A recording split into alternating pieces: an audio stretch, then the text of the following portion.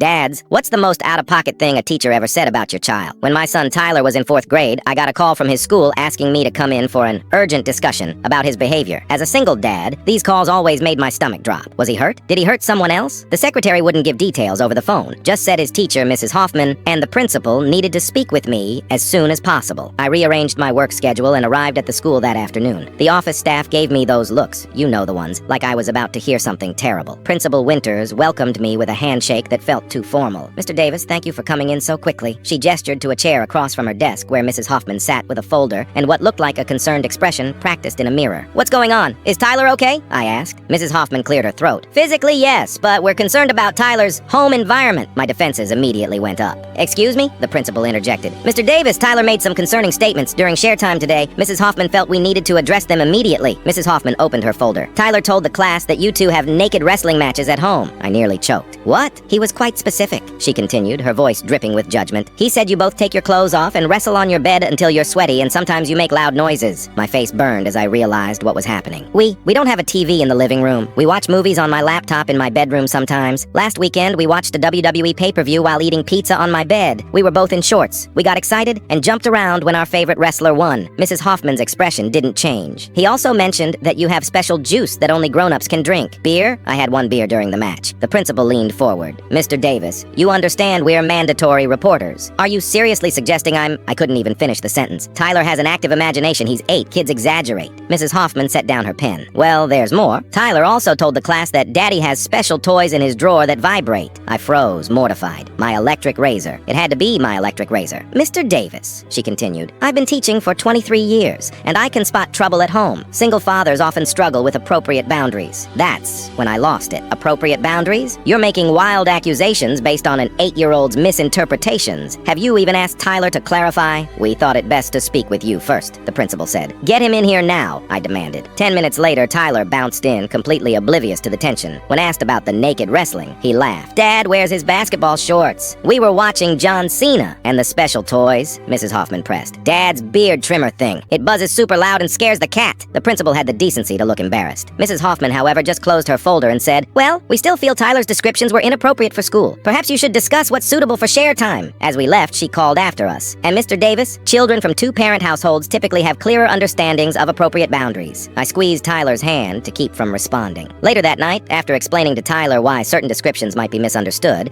I requested a different teacher. 2 weeks later, the school agreed to move him. The principal apologized. Mrs. Hoffman never did.